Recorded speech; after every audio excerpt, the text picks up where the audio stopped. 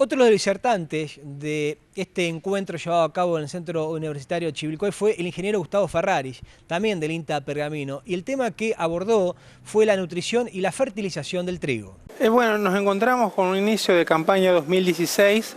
que podemos decir que es favorable, digamos, con los perfiles de suelo muy cargados, el pronóstico de un año que interrumpiría, digamos, los excesos hídricos que hemos tenido durante los últimos inviernos, y una relación, digamos, insumo-producto favorable, ya que, digamos, la cantidad de kilos de trigo, digamos, que se necesitan para comprar los insumos principales, como puede ser el fertilizante nitrogenado, fosforado, son menores a los de las anteriores campañas, de modo, ¿no es cierto?, que se genera un contexto favorable para el cultivo y para volver, digamos, ¿no es cierto?, a la expresión de años anteriores donde teníamos altos niveles de rendimiento. Desde el punto de vista de, digamos, lo que me toca a mí, digamos, el manejo de la nutrición, digamos, tiene como componente más importante las gramíneas de invierno al nitrógeno, que es un elemento esencial para constituir altos niveles de rendimiento, conservando la calidad, que básicamente a través de sus parámetros más importantes, que son el contenido de proteína y el contenido de gluten, que dependen fundamentalmente de la concentración de nitrógeno en grano. Nosotros, digamos, como medidas de diagnóstico,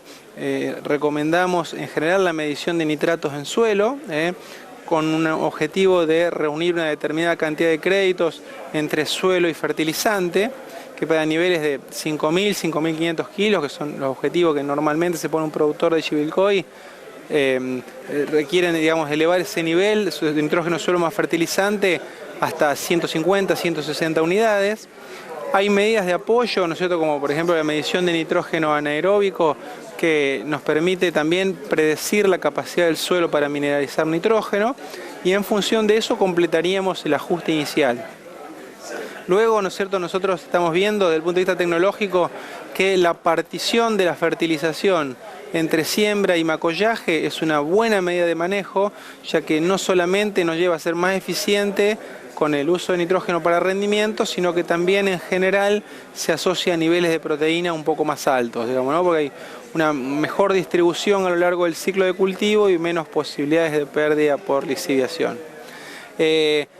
En general, digamos, hacia hoja bandera tenemos la última posibilidad de ajustar el nitrógeno, y eso nosotros recomendamos aplicaciones foliares, por ejemplo, de nitrógeno tardío, son muy eficientes para aumentar la proteína del grano. Cuando las relaciones estimadas en ese momento están por debajo de los 30 kilos de nitrógeno por cada tonelada de rendimiento a cosechar, uno puede predecir que la proteína va a ser baja, tanto en trigo y cebada, y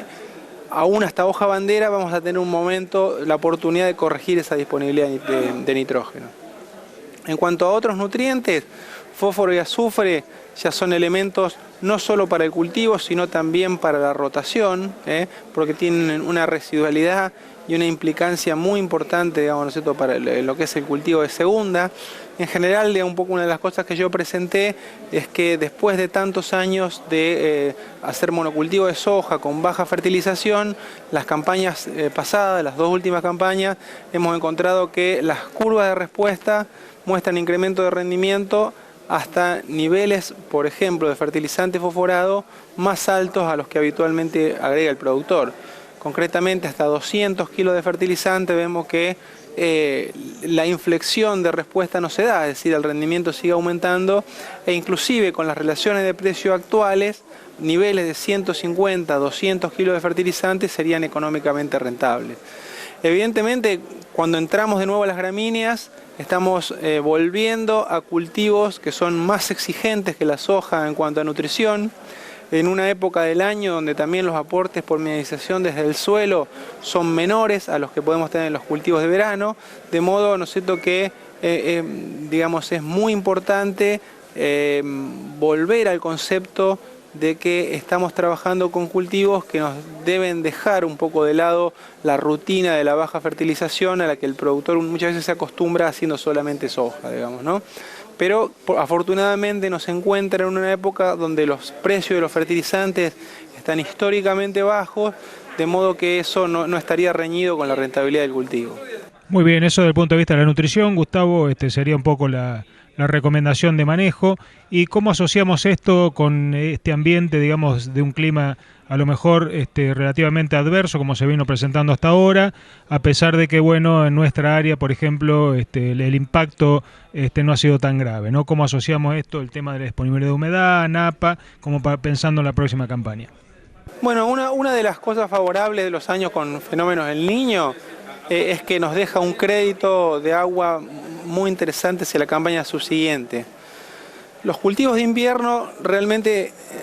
construyen su producción y su rendimiento a partir del agua del suelo.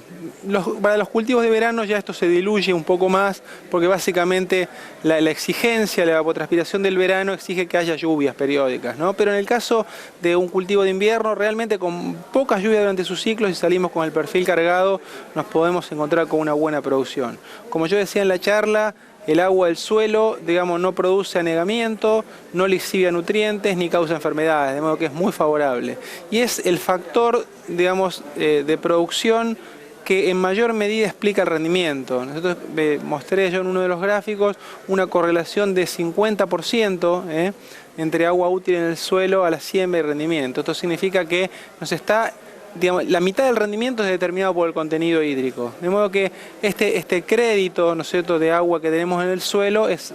algo realmente muy positivo y que nos permite poner un piso a la producción realmente, ¿no? Sabemos que difícilmente sea una mala campaña. Más todavía con el pronóstico de un año que,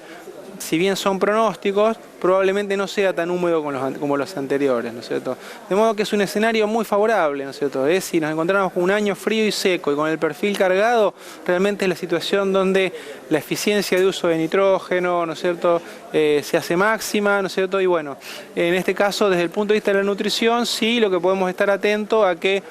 probablemente en este tipo de escenarios, ¿no es cierto?, se rompen los récords productivos. Entonces, si tenemos rendimientos muy altos, se corre riesgo de una excesiva dilución y pueden quedar nuevamente las proteínas un poco bajas. Con lo cual habrá que estar atento a un eventual ajuste de la fertilización una vez implantado el cultivo, ¿no es cierto? Pero como contexto general es muy favorable, ¿no es cierto?, y de hecho se nota en el entusiasmo que hay para sembrar trigo. Bárbaro, Gustavo, ¿cómo pueden los colegas, los que están viendo estos programas y los productores estar contactándose con ustedes para poder incrementar esta información o poder ampliar los conceptos? Bueno, realmente en la página web de INTA, fundamentalmente en la estación de Pergamino, hay mucha de esta información publicada, estos artículos técnicos que dan sustento a estas charlas. También desde el año pasado nuevamente, ¿no es cierto?, volvió a aparecer, digamos, en el medio la revista de tecnología agropecuaria, que es la publicación tradicional del INTA Pergamino. Que está en versión digital. Exactamente, que está en versión digital y de manera gratuita, o digamos a través de nuestros contactos telefónicos, ¿no es cierto?, que están también en la página de internet del INTA. Son distintos medios que tienen para contactarte con nosotros, ver la producción científica o para contactarse y evacuar dudas.